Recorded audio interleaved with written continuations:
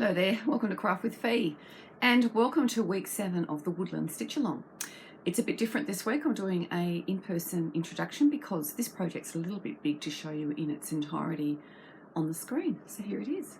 Look, we're making a gorgeous scatter cushion. So this is made from the beautiful Woodland fabrics, as you can see, and I'll show you a very easy way to do the piecing. We've also got the gorgeous stitchery on the front with the stitchery panel. You've got gorgeous lace. The cushion is completely bound, and so we do a binding tutorial this week as well. And then on the back we have an envelope opening, so you can see that the insert goes in there into the envelope opening, and it makes for a very easy scatter cushion. So I wanted to show you the options that we have this week, so you can download the full instructions along with the template for the stitchery. And that is what you'll get for your $3 Australian. You can do that at fifeandme.com. We also have a printed pattern option this week due to popular demand. A lot of people have asked if we could do that option, so you will find that in the group as well. We can get that posted out to you. And of course, lots of people love the full kits, so we've been asked to do these every week. I will do my damnedest to do that for you. This week the kit will make this project in its entirety. The only thing that you'll need to add is the insert. So that's pretty easy. Let me tell you what's in the kit. You get the fusible parland that you need. You also get a fat quarter of the backing fabric. You get the binding fabric and the 2 fabrics for the piecing. All of those are Woodland fabrics. You get the lace, you get the pre-printed stitchery on white hanky linen, and of course you also get the 2 skeins of embroidery thread that you'll need. So that kit is $27. You'll find it at fifeandme.com. There'll be a link in the description box down the bottom. So without any further ado, let's get on with it. Okay, so let's get started. So you're going to need a piece of lace, and it should be around 15 inches in length, and it's about 1 inch in width or thereabouts, 3/4 of an inch maybe. That would be okay. You're also going to need a piece of fusible parland, which is 14.5 inches square. You will need some backing fabric, and you can use a fat quarter for this. There'll be a fat quarter in the kit if you're going to be purchasing one of those, but you'll need to cut 2 pieces. Each is 10.5 inches by 14.5 inches. Okay. You will also need to cut 2 strips for binding. Both are 2.5 inches by width of fabric, or if you're going to be using a fat 1/8, you can just cut 2.5 inch strips and you'll have more joins. But if you're getting the kit, you're getting the full width of fabric for those. You will also need a piece of stitchery fabric. Now this piece will measure 5 inches in width by 14.5 inches in length. Okay, and then finally you will need to cut some strips of fabric. Now you'll need to choose 2 prints, and these are the same prints that are in the kit if you're going to be getting that. And so you need to decide which one you're going to cut 3 strips of and which one you're going to cut 4. So I've gone with the blue for my 4. I really love that little print. It's the Clara print. It's beautiful. And we have 4 of those, and each one of these measures 2.5 inches by 10. And then I've got 3 in this lovely little red print as well. And that's the same print that I'm using on my binding. All of these measurements are in the download, so you will be able to you print it out and you'll have them all, and you won't need to write everything down. If you're going to be doing this with your own stitchery, then you will need to write the instructions down. So what we're going to do to begin with is we're going to take all of our 2.5 inch strips, and we are going to sew them together with a 1/4 inch seam in an alternating fashion, and that means that we're going to alternate the strips of fabric, and that's why you have more of one colour than the other. Okay, so we're going to do that, and then we're going to press the seams all in the one direction, and then we'll come back. Okay, there we have it. So we've got the 10-inch width across the cutting board here, and so what we're going to do is we are going to cut off 3 inches. So we're going to make it so that we have a 7-inch piece and a 10-inch piece. A 3-inch piece and a 7-inch piece. So that adds up to your 10. So we have 1, 2, 3 inches here, and we are just going to chop that off. And then we're just going to set them aside for a moment. What we're going to do is take our stitchery piece. Now you can, at this point, trace off your stitchery, or if you have an iron-on transfer from the accessory kit, you can iron that on and stitch it. Or if you're buying the ready-made kit, you will have it already printed on the fabric and you can go ahead and stitch it. Now I have stitched mine in a variegated brown on the basket and then a green for the leaves, and I've used a chain stitch with 2 strands of embroidery thread, and it stitches up really easily. It's very, very nice. So once you've done your stitchery, you need to trim this piece, and as I said once before, I think I've told you the measurement, but I'll tell you again, it should be 14.5 inches by 5 inches. You can then take your piece of lace and take it along to your sewing machine and then sew the lace down onto here with 1/8 of an inch seam. We'll go and do that and I'll come back. And there we go, it's all stitched down. So we are now going to put our cushion front together. So we are going to sew the 7-inch piece to the bottom of our piece of stitchery, and we are going to sew the 3-inch piece to the top. So go do that and we'll come back. Okay, so we've sewn it to the top and bottom. I have also applied the parlan to the back with a hot iron, so you just fuse it to the back of your piece with a hot iron. If your parlan's too big or a little bit too small in places, you can stretch parlan. If you didn't know that you could, you can. You can sort of pull it to get it to go to where you want it to. Trim it back to the same size once you've ironed it down as the front of your cushion. And then you can take it over to the sewing machine and you can quilt it however you wish. Now I've just done a quilting line 1/4 of an inch out from this seam, so all the way along here. I've also quilted on top of the lace so that it sits down really lovely and that it's not going to get all sort of higgledy-piggledy. And then I've also gone down each one of these lines, sort of stitched just on the ditch there. So that is the front of our cushion all ready to go. So we're going to play with the back pieces just for one quick moment, just so I can show you what you're going to do there. So you are going to take both pieces, but do one at a time, and take the top of your raw edge across the 14.5 inch side, and I want you to fold down 1/4 of an inch, press it with a hot iron, and then fold it over once again. Then you can top sew along that edge, and it will give you a piece which looks like this. Okay, so you need to do that to both pieces, and then we'll come back. Okay, so both pieces are now sewn. Right, we're going to take the front of our cushion, we're going to lay it down onto a hard surface, onto your tabletop, with the right side facing down. And then we're going to pop our first piece of backing on top, and we're going to have it so that the right side is facing us, so out. Okay, so this folded over piece is on the inside of your cushion. Match the seams at the corners to make sure that it's all sitting nice and straight. And once you've laid that piece down, we're then going to lay the second piece over the top. So you're going to see that there's quite a bit of an overlap, and that is what your envelope back is. And you are going to have the wrong side, so the piece that you folded over is going to be underneath. Okay, because this is what you're going to see out on your cushion.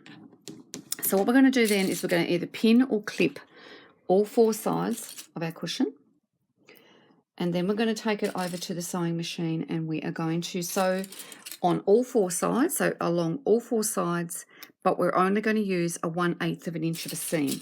We don't want to use our full 1/4 inch, because when it comes time to do the binding very shortly, we will be using a 1/4 of an inch seam to do that, and we don't want 2 stitching lines. So it's very important that you do that. Now, if you are very clever and you don't want to do this stage, you can just sew the binding straight down. You can miss this part altogether, but because we've got lots of beginners in the group, I'm going to do this step so that you can make sure that you're getting it right and that you don't get too confused when it comes time to do the binding. Okay, so I'm just going to pop that last clip in there, take it over, and once again, as I said, a 1/8 seam, and we're going to sew all 4 sides. And there we go. So you can see that I've sewn just close to the edge there, but I have actually caught the fabric all the way around. And we have the back on our cushion. But of course we've got raw edges, so now we've got to fix that. So what we're going to do to fix that is make some binding and make this cushion look really, really gorgeous. So we'll pop the cushion to one side for the moment. And we're going to take our binding pieces. Now, the same method of joining the binding pieces will occur regardless of whether or not you're using width of fabric or whether or not you're using strips from a fat quarter or a fat eighth. You will still need to have the joins. Now, if your cushion is 14.5 inches square, it means that you have in the vicinity of 58 inches worth of binding that you need to do when you add the 4 sides together, which means that the width of fabric is around 40 inches, so you're going to need 2 strips.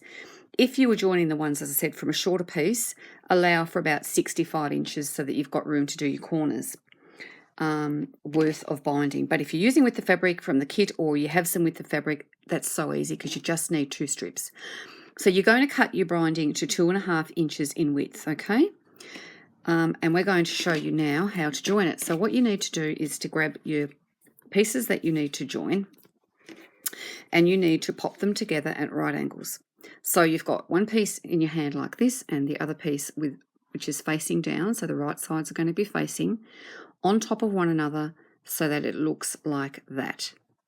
Okay, now at this point I always like to put a pin in just to hold it in the right spot so that I can use a ruler now, and I am going to rule a line because we want to sew from the corner of the fabric here.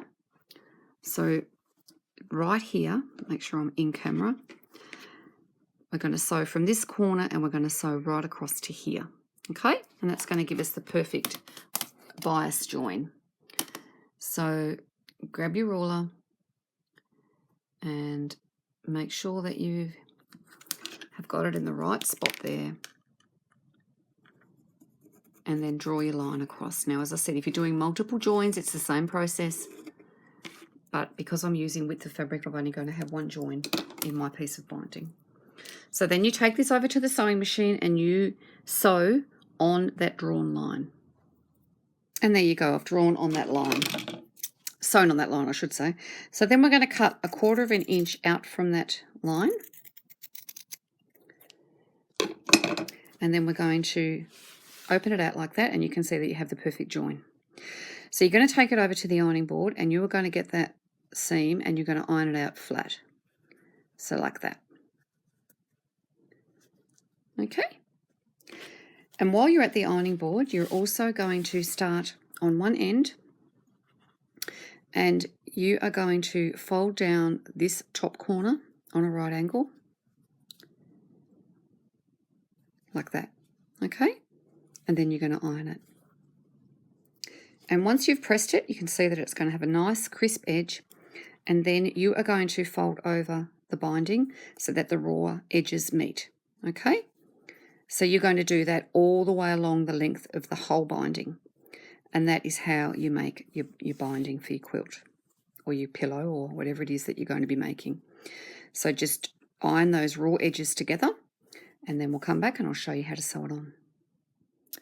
Okay, so now I've brought you over to the sewing machine. I do apologise, I've tried to do something about the lighting, but it's not fantastic. So what I've done is I've wrapped up my binding. I like to do it in a little roll because I think it looks cute. So I have the folded edge here at the top and I've got the raw edge down here at the bottom. Now that piece that we folded over at the start, I have here. You can see that there. That's the way I like to start and finish my binding. A lot of people do it a different way. If you do it a different way, that's fine. I just find this is much easier and then I get a much neater finish at the end. But you do whatever is okay for you. Okay, so I'm not going to start stitching right up here at the start. I'm going to come over here a little bit and I'm going to pop my 1/4 inch foot up against the raw edge there of my fabric, and I'm about 1 inch away from that point. I've got a few clips in here just to hold it. I don't generally use clips when I'm doing binding. I just take my time and I'm just going to go forward and backwards a little bit there just to start and finish. And then I'm just going to take my time and I'm just going to stitch this binding down. So the idea of this is that you are sandwiching all of the sections of your, in this case, your cushion. But if you're making a quilt or a table runner or even a bag that needs binding, the binding always goes on the front because then you get that nice sewn edge on the front of your project, and you can then turn it over to the back and stitch it down. Okay, now you can see that I'm coming up to a corner. I'm going to stop around about here from the corner. So when I get to there, I'm going to show you why, because I'm going to show you how to mitre your corners. And this is the easiest way I know. Okay, so I'm just going to do a bit of a locking stitch there. I'm going to cut the cotton, and then I'm going to turn my work. Okay, and so you can see here that I haven't gone right to the corner. If I pull that back, you can see I haven't gone right to the corner. What I'm going to do is I am going to fold up the binding on a right angle to that corner. Can you see there that I've folded it and I have it on a right angle to that corner? And this piece here is vertical. It goes directly up. So while I'm holding that with that fold, I'm then going to fold it down on top of itself so that I have a fold here at the top, which is level, and I still have that little fold in the corner happening, and I'm just going to start stitching straight down this side. Okay, so I'm going to show you that one more time when I get to the next corner, and then when I've finished putting the binding on, I will then take you over to the camera in the proper light and show you what the effect is that you get.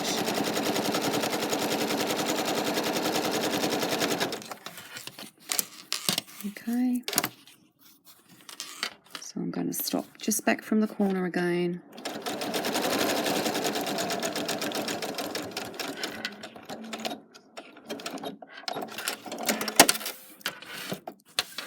Okay, so we are going to fold it up at right angles so that we have the fold going into the corner and that we have this little right angled section here. Okay, and then all we do is we hold it in place and then we fold the fabric back down on top of itself so that we have a nice neat piece at the top folded.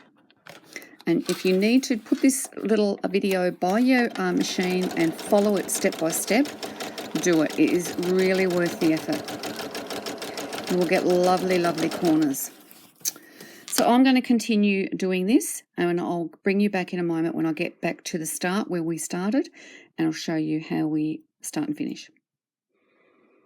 Okay, so now I'm coming down from this top corner, and I've got this piece here which we haven't sewn all the way down, as you can see. And what we're going to do is we are going to measure whereabouts the piece needs to go. Now we're going to go just past where this fold starts here. Can you see where this fold starts? So we're just going to measure so that the fabric goes just beyond there. So I like to just fold it up and then I cut my binding.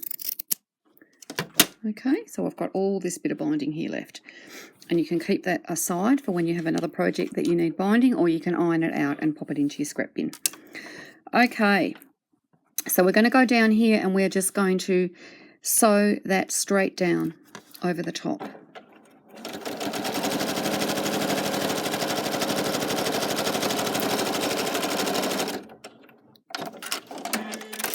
And what you end up with is this piece here which is just flapping. That's fine. I'll show you when it comes time to stitch it down what you do, but you just tuck that little bit of raw edge there underneath where you've got your fold, and it's very, very neat. So I'll see you back over at the sewing table. Okay, so now we have this funny looking thing, this pillow, where we've got the raw edge still at the back, we've got the binding there, and then we have it all sitting up. Let me just talk briefly about this area here where we start, and we did the start and the finish. Try and get that up nice and close for you. So you can see that that's our folded piece there. I've just knocked my ruler off the table. And then you have the piece here that you've cut off, and you can see how far down I cut it. Just enough so that it can tuck in underneath. Okay, so when you turn this over to the back, you can hand stitch these two pieces together if you wish. And then you can have them join there at the back. And it's a seamless start and finish. You can't actually even really tell where you did your start and finish, because it just looks like a join in the fabric. That is why I love that method. That's the only method I'm comfortable with. It just gives me a beautiful, neat finish. So I hope that you do like to do it that way as well. Now let me show you these corners. So remember that we did the start and finish thing, and then we've got this sort of funny looking flap here now. But what that actually does is that when you turn your binding to the back, you then have a mitered corner. Can you see there? You have this lovely mitered fold. So you have a corner that's at right angles and you get a beautiful, beautiful finish. So that is a really, really good trick as well. Okay, so we're going to just fold out all of that binding and we're going to fold it over to the back. And then we're just going to get clips or pins, whichever you prefer to use. I really do love these clips for binding. They make the process so much easier. Now you can go through and cut off all of those little threads there if you want. I just tend to tuck them in under. And we go all the way around this cushion with our clips, folding the binding under as we go. And then we're just going to grab 2 strands of thread and we're going to do a little slip stitch at the back. And we're just going to stitch that binding down in place. And then that is your cushion done. But I will come back and show you it finished. But this is your envelope opening. So you can see there that you have an envelope opening, and that is where your cushion insert can go. And it can be easily removed to clean. And it sits in there beautifully. So if you're frightened of zips and you don't want to do a zippy cushion, use an envelope back. I use a little bit more fabric, but they're just as good. So I'm going to go and clip all this now. I am going to then sit and stitch all my binding down, and we'll come back and show you the finished cushion. And there we go, our finished cushion. Isn't it sweet? It's just so gorgeous. So you can see at the back how the envelope opening works. You just open it out like so and pop your insert in there. Now, talking about inserts, if you use metric, the size that you need for this one is a 35 centimetre insert. I don't buy inserts, I make my own. And let me show you how just quickly. I buy these 2-pack of cheap pillows for beds with a polyester filling. I buy mine at Big W. They're $5 or $5.50 for 2 pillows, which is amazing, amazing value. Now, what you can do if you're making a long pillow is just to insert this as it is, or if you are making smaller pillows like this one, you can actually just cut down the insert and then just push all of the stuffing down to one end or whatever you need to do. But even if you just want to buy stuffing, it is much cheaper to buy those pillows. So that's a little tip for you. Anyway, that's it from me today. I hope that you've enjoyed this week's tutorial. Can't wait to show you what we're doing next week. I'll see you then. Bye.